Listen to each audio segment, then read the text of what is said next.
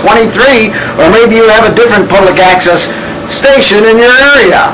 In any case, pass the word, tell friends about it. Some of these shows you might want to videotape because it's really great. Let's see what Channel 6 had to say about public access TV. Gotta go.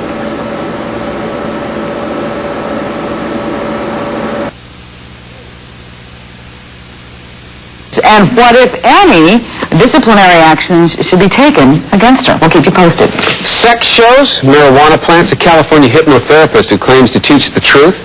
Well, it's on local television, and it's all legal. If you have cable and haven't turned on your cable access channel lately, you may want to, then you may want to turn it off. Amy Morrow checks into why public access is also uncensored. Conflict of interest, can they actually abstain? As well.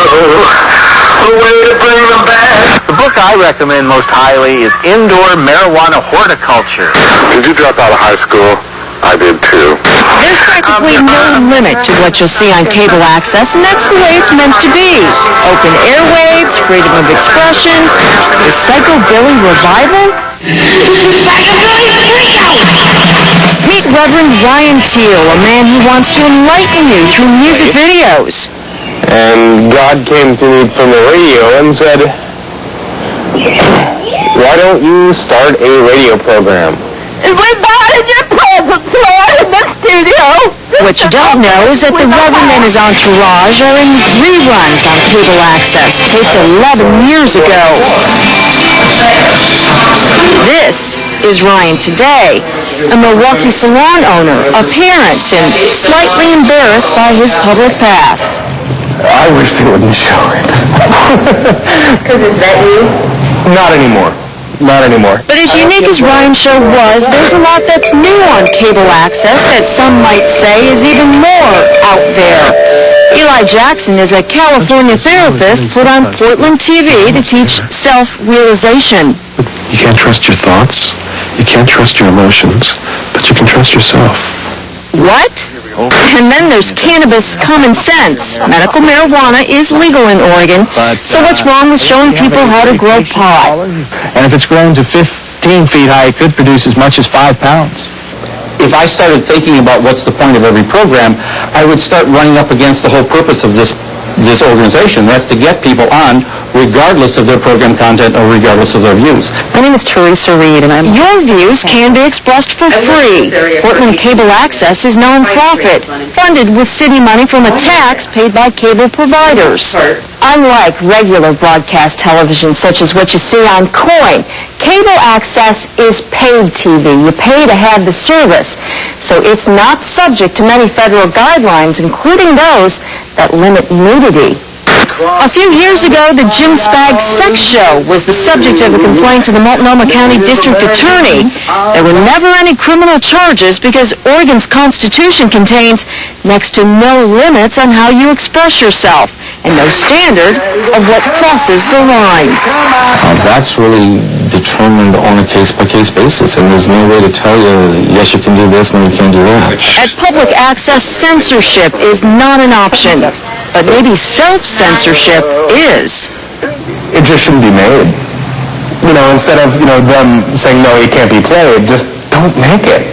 You know what I mean? Just don't do it. But they have every right to do it. Just like you have every right to turn it off. Amy Morrow, Coin 6 News. About 7 years ago, a group called Action for Children's Television filed a federal lawsuit challenging the decency of cable access shows. As a result, cable access channels, including Portland Cable Access, do have the option of airing some shows that may not be appropriate for children later at night, not during primetime programming.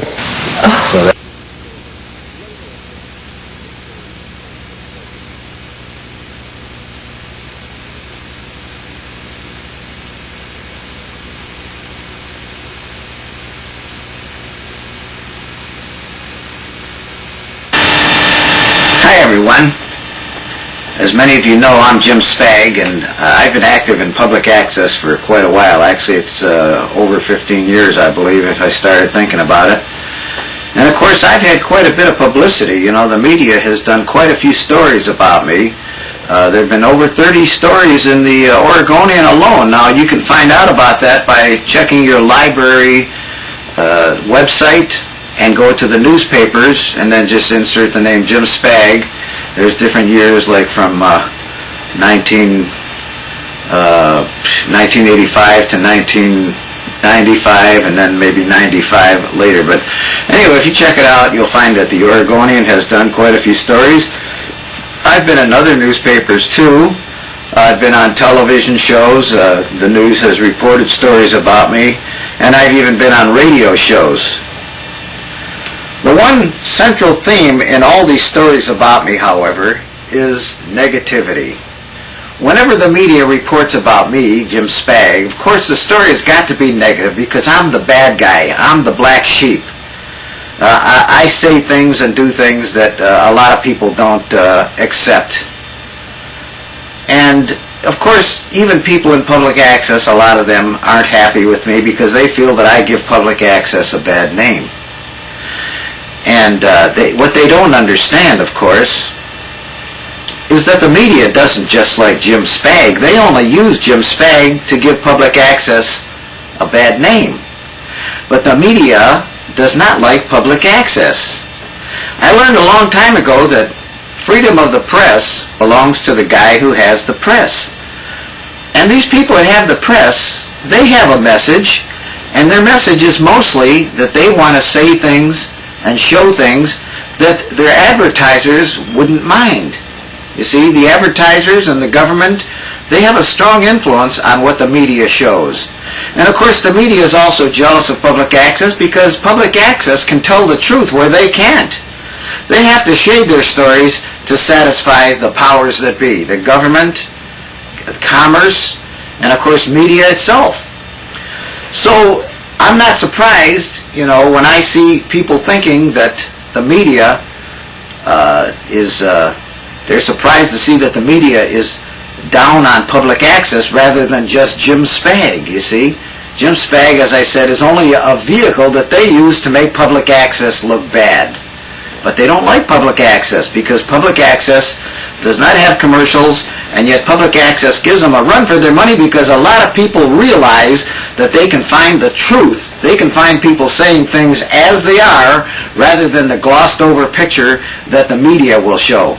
And of course public access itself is media, but it's more honest media. And of course everyone on public access doesn't tell the truth, and everyone on public access isn't that interesting.